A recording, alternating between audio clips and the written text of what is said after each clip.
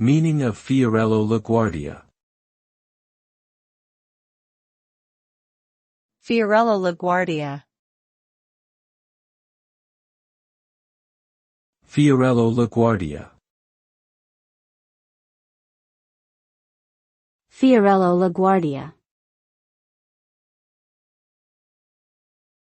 Fiorello La Guardia. Fiorello La Guardia was an American politician who served as the mayor of New York City from 1934 to 1945.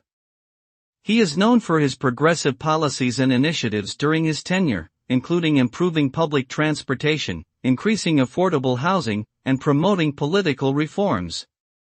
LaGuardia was also a vocal opponent of corruption and organized crime in the city.